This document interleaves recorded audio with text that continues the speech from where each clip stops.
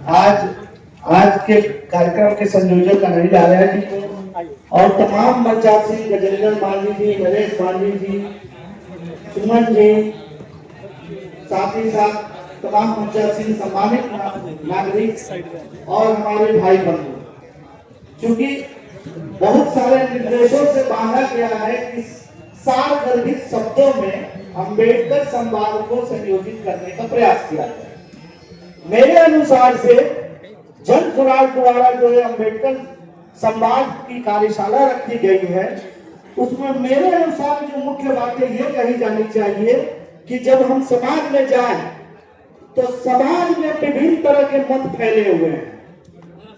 कहीं समाजवाद है, कहीं साम्यवाद है, कहीं राष्ट्रवाद है। तमाम चीजों से दलित समाज को बहकाने का काम किया जाता है, लेकिन जब आप अम्बेडकरवाद पे आते हैं, अम्बेडकर साहब की बात आते हैं, तो सारी चीजें समाहित हो जाती है।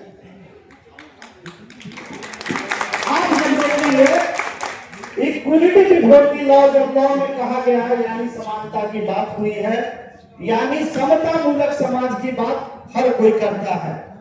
यदि आप अम्बेडकर साहब के उन विचारों को समझेंगे जिसमें ये कहा गया है कि सभी जाति और सभी धर्मों के लोगों को बराबरी का हक दिया गया, यानी कबीर पंथ के उस श्लोक से भी है कि कबीरा खड़ा बाजार में मांगे सबकी खैर, और कबीरा खड़ा बाजार में मांगे सबकी खैर, ना कहूं से दोस्ती ना कहूं से बैर। अम्बेडकर बात कोई विभेद नहीं करता है, और अम्बेडकर साहब को बड़ी विडंबना है कि उनके व्यक्तित्व को समेट दिया गया, उन्हें दलितों का विचारक बता दिया गया, जबकि स्त्री अधिकारों के लिए जितनी लड़ाई संसद में उन्होंने किया, शायद ही किसी नेता ने अपने समाज के महिलाओं के लिए लड़ा हो।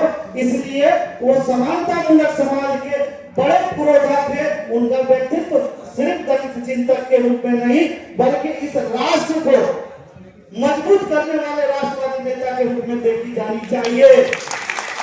साथ ही साथ मैं ये भी कहता हूं, अगर कोई कहता है कि हम राष्ट्रवादी हैं, हम इस राष्ट्र की चिंता करते हैं, तो बताओ एक लंगड़ा आदमी से क्या किसी पहलवानी की गुंजाइश हो सकती है? नहीं। समाज का जो शोषित वंचित समाज है, वो हमारा पैर है, जो दलित समाज है, जिसे आपने सदियों से दबा के रखा है, अगर उसको मजबूत नहीं करेंगे तो क्या ये देश मजबूत हो सकता है? नहीं हो सकता है। तो दलितों के उत्थान और दलितों की शिक्षा और उनकी भागीदारी का मतलब है देश हित और राष्ट्रवाद को बढ़ाने का काम करना, देश को मजबूत करने का काम है। उसका नाम है अम्बेडकरवाद।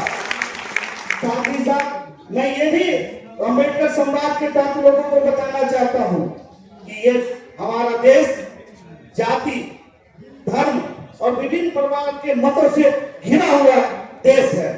इस देश में कुछ जातियों को सदियों से दबाया गया, कुचला गया, उनके शिक्षा के अधिकार, उनके पूंजी के अधिकार, उनके राजनीतिक अधिकार को छीना गया, जिसका नाम है दलित समाज, जिसके नाम पर आज तमाम पार्टियां कहीं जात पात, कभी धर्म की आरी, सबने लूटा बारी बार। हम लोगों के नाम पर राजनीति हो रही है, राजनीतिक भागीदारी की बात नहीं हो रही। अभी जैसा कि उन्होंने कहा, शेड्यूल कास्ट के सीट पहले से तय 40, तो क्या आपने दिया है? वो संविधान ने दिया है। आपने कब सामान्य सीटों में दलितों को दिया, तब जाके भागीदारी मानी जाती ना।